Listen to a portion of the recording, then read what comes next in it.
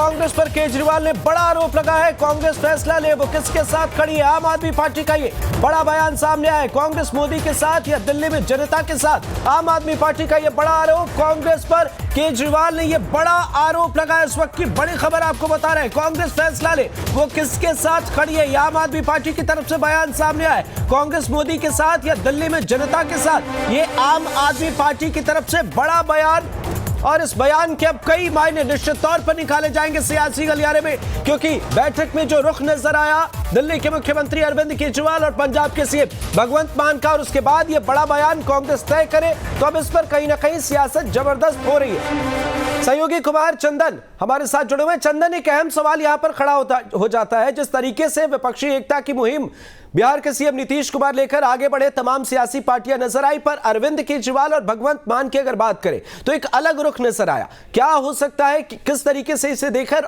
अगर आम आदमी पार्टी शामिल नहीं होती है तो इससे कितना फर्क पड़ता है?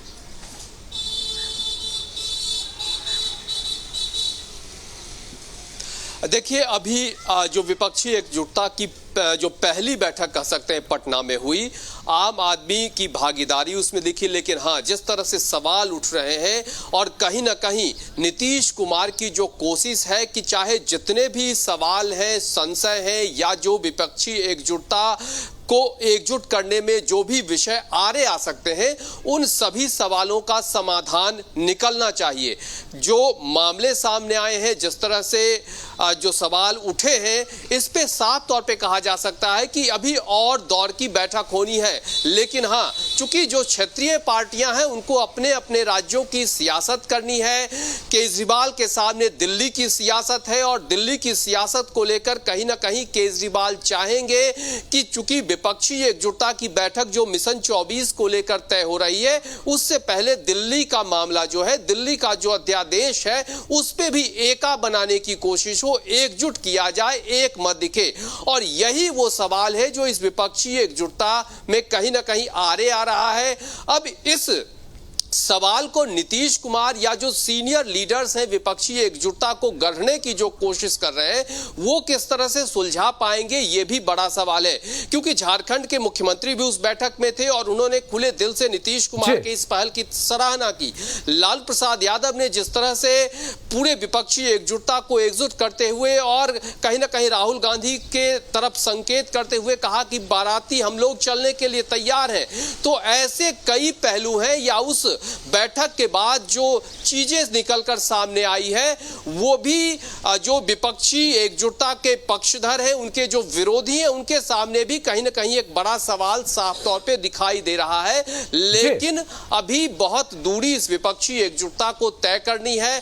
हर दूरी को तय करने के लिए संभल कर चाल चलनी होगी, ताकि बिखराव को बिल्कुल कहीं ना कहीं भी और इंतजार करना होगा। चंदन, आपको थोड़ी देर के लिए रोकना चाहेंगे। रितेश हमारे साथ जुड़े हुए। रितेश, आपने काफी करीब से विपक्ष की इस बैठक को देखा है और आपने सबके बयान सुने। अब एक अहम बयान इस बीच सामने आया है कांग्रेस को लेकर। आम आदमी पार्टी ने कहा है कि कांग्रेस जल्द से जल्द फैसला ले कि वो किसके साथ खड़ी है। इस बयान के क्या मायने निकलते हैं और भगवंत मान अरविंद केजरीवाल के रुख को देखकर क्या अंदाजा लगाया जाए?